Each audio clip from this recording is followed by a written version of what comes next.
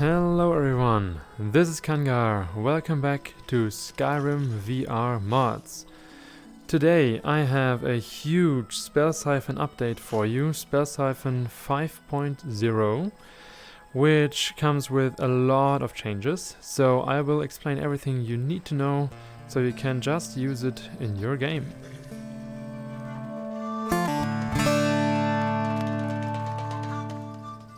So, let's first talk about the most important new thing, and that is spell entanglement. You can now use your own whatever spells that you have in Spellsiphon. So, every spell that has an element, that is lightning, fire or frost, you can use with Spellsiphon.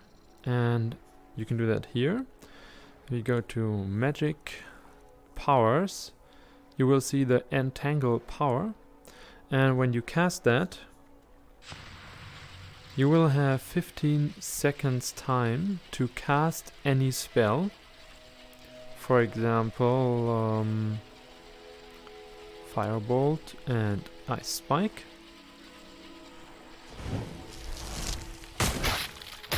And if you do that, the Weave of Death and world in this case is altered, and then after 15 seconds this entanglement wears off. And now if you draw any element, you will get the new effect. In this case it's similar but not as strong as an explosion, but here you can clearly see that. This is now an Ice Spike instead of the Frost Storm, Ice Storm that is usually there. And you can do that and change that if you read the Spellsiphon book, Spellsiphon research book. You will have the option to do that with the long press of your bind. So if I now press bind for 3 seconds, oh no, that was still the other one. If I press bind for 3 seconds, I will now have the regular Spellsiphon spells. This is important because the regular Spellsiphon spells don't cost magicka, but they scale with your magicka regeneration, which is the woven power of Spellsiphon. Your regular spells, however, do not scale with your woven power, but they will grant woven power. So you can now, with full immersion, draw any spell from the environment and use that. And as soon as you don't have any magicka left, you can switch to the Spellsiphon spells, which will then be powerful. So that's really a great update, and the usability is very, very nice.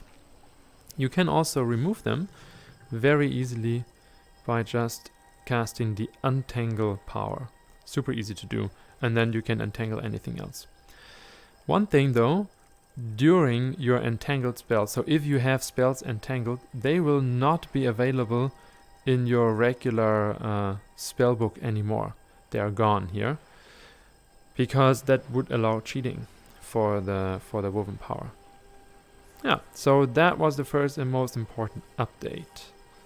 Oh, there's one thing, and that is that you don't have to entangle every element. For example, right now I still have the life entangled. I still have the life of Spellsiphon and not any other life spell entangled, which is something that I will also use during my game, because only the Spellsiphon life can reanimate corpses with the Spellsiphon reanimation system. So you cannot reanimate corpses with any other life spell that you entangle. Then the next thing is a bunch of visual effects that are really well done now. My most favorite new visual effect is the time rift. Let me show you.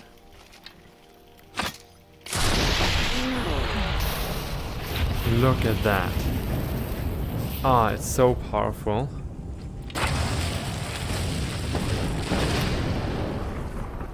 It looks so beautiful, so well done, and it works great in VR. So that's something. Another thing is that if you have your weapon out, you will not any longer see your imbuement on the weapon. You will, however, see it if you do it. So if you do it, this is my imbuement gesture, you will see it for a few seconds, and then the effect will vanish so that it doesn't get in the way with other enchantments and so on. Another nice visual effect upgrade is the death rune, which is much easier to see now, and it also just looks very cool. So you have this floating ball now and a very nice distortion, and it stays like that. So it's very easy to see even in a complex and cool fight that you have, so you will always know exactly where the rune is, because otherwise the rune itself is easy to miss. So now let's go on to the ability changes, and let's start with the level 25 abilities, which is the bow or the bound weapons and the discharge. And first of all, the cooldown of bound weapons has been increased from 30 seconds to 1 minute, so that they are not so abundantly available anymore. In addition to that, the cooldown only triggers when it's actually being discharged. So if you spawn your weapon and you shoot a few arrows just regularly, and you take it away again and you spawn it again, it doesn't take a cooldown away.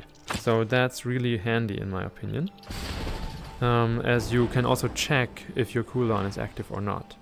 Additionally, if you have the bow out and you already have a weak bow, which means that the first cooldown is already on, it will dispel automatically when you discharge it. Let me show you. So this is World Discharge. Hello Inigo. Boom. Discharge 1.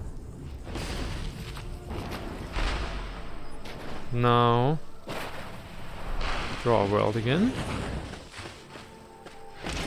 And discharge again. Shoot a few arrows. And it's gone automatically afterwards. And this will happen with any discharge. It will stay during the world explosion, but other than that it will be gone. Which is really cool, I think, and it clearly distinguishes a weak bow from a strong bow. And so that you know this, so that when you cast the bow, you want to know if it will despawn afterwards or not. You get a different audio feedback when you cast it. Right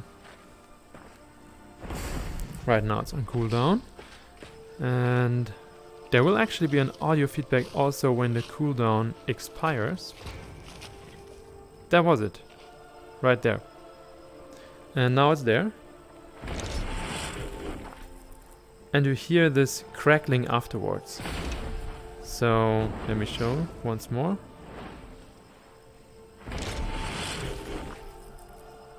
This crackling right after the spawn of the bow, this tells you that the bow is unstable. And the new cooldown will be there. No. In 35 seconds. So yeah. So the next cooldown expires. You can hear the sound. Right, there it is. And now spawning the bow does not have the crackling sound afterwards. There's no zzz right after spawning the bow. You probably won't notice this in fight, but maybe you will if you get used to it. And you definitely have the option to notice it at least, and you will get you have the option to see this. Maybe in the future update there will also be different visuals, but that's not clear yet. And the last important update with the bow is that the damage of the bow does not scale anymore with magicka, but it now scales with health. That means your current health, not your maximum health. So the bow is more powerful if you're full health. And it also does not restore magicka anymore, because that was too powerful in combination with the entanglement. So there's that. It doesn't restore anything, and it scales with health.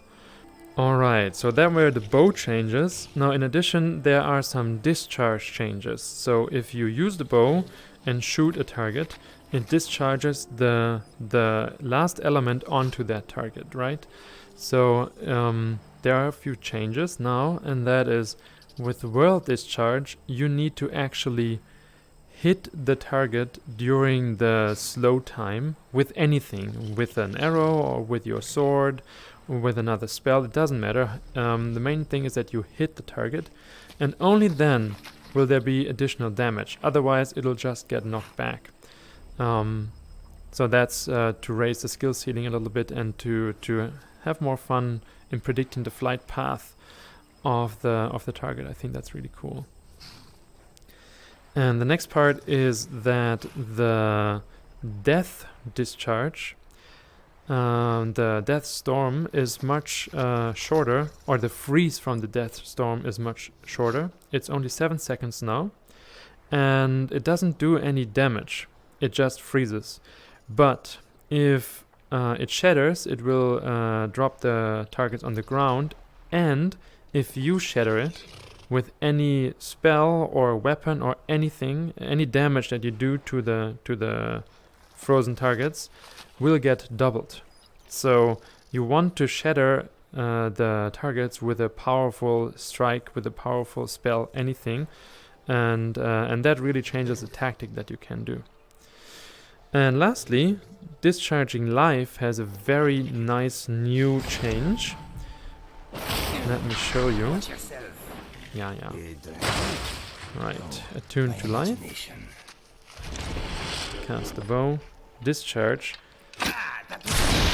It will put your targets in a stasis, and they will stay frozen for 1 minute, like that. During that time, they will heal though. So after 3 seconds that heal starts, so you want to either take them out of the stasis as soon as possible, or you can use it to heal friendly targets, like Inigo in this case. And if you break stasis, they will drop to the ground. So you can now single out targets and take them out of the game. But you cannot do that with the Ice Storm anymore. You have to do that with the life stasis.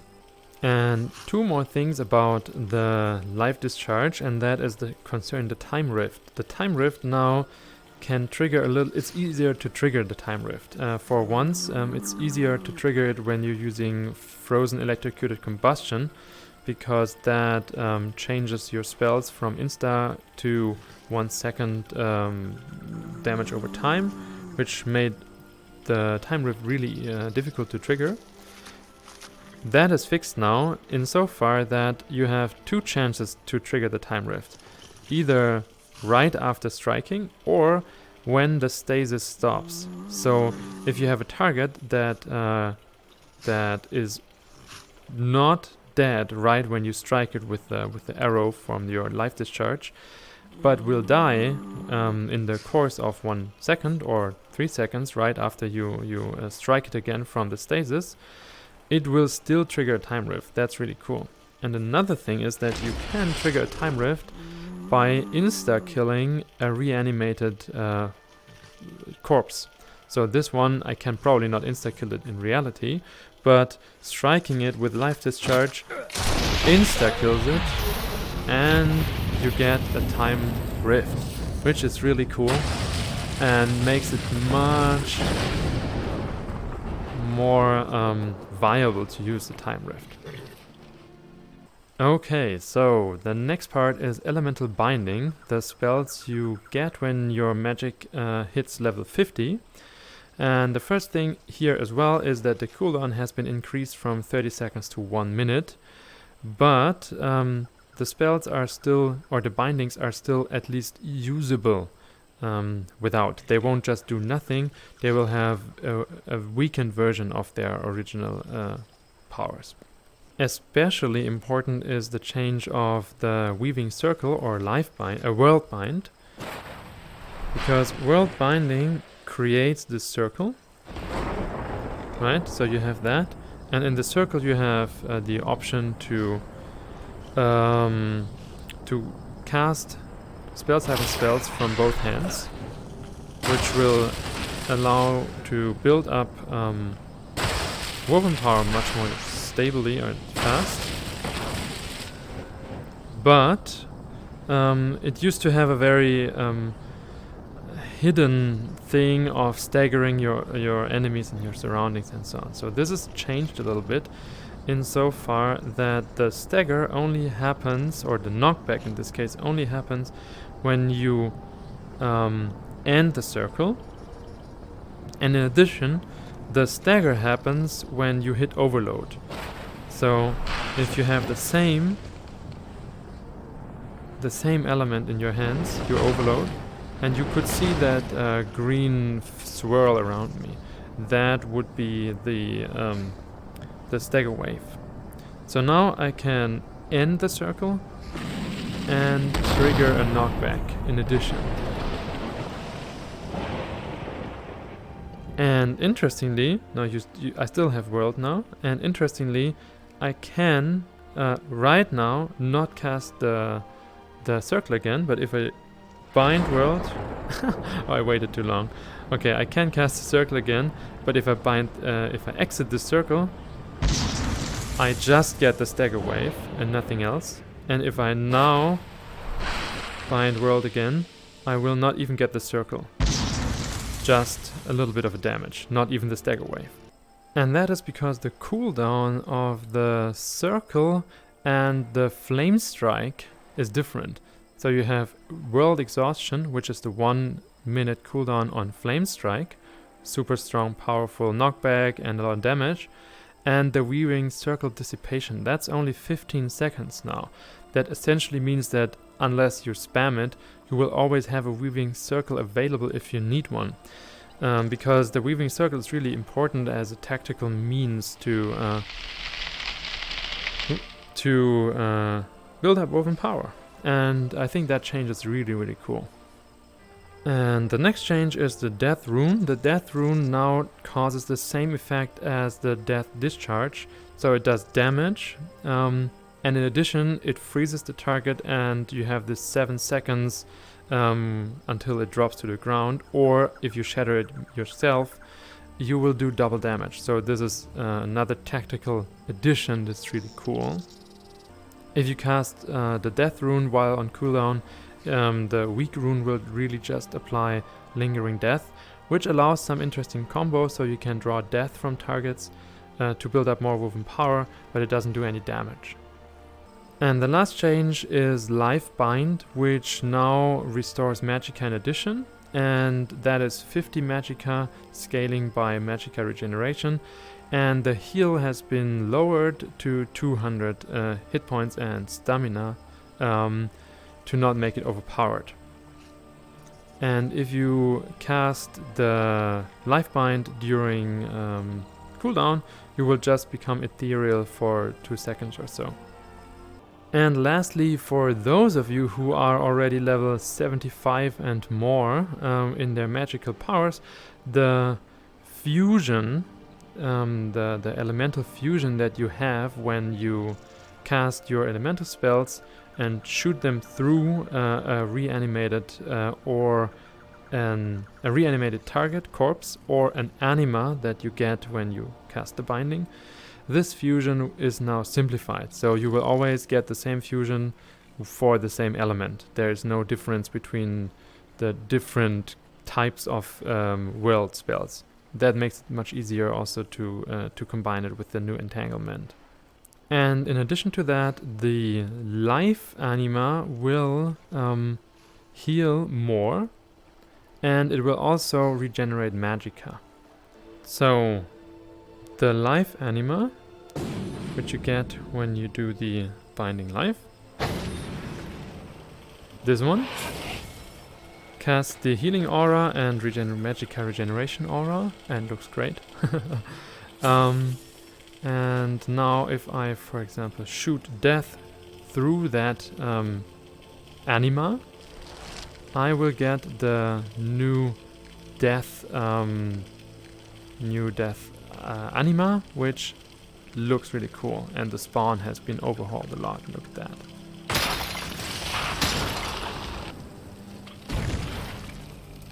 That's because the previous spawn was a little bit intrusive, and it looks really cool like it is right now, I think. It also won't be so aggressive anymore, and it's much shorter. So there are some more changes to the high level spells and balancing, which you can either discover when playing or read in the mod page, but I won't go through them in detail. One additional thing that you should know is the sounds that you heard in the background all the time. That is the cooldown expiration sounds. So your binding cooldowns, as with the bow cooldowns, do have an expiration sound now. So that gives you an impression of when you can cast them again. You will probably miss them when you use them, or when you hear them during a fight, but still after the fight, and if the fight maybe has some slow parts, you will have a feedback on when you can use your bindings again, which is really cool. One other change that is nice for some people is probably the bound dagger, which is now also an option that you can use. So you have the bound bow, which is the original, bound sword, bound axe, and bound dagger now.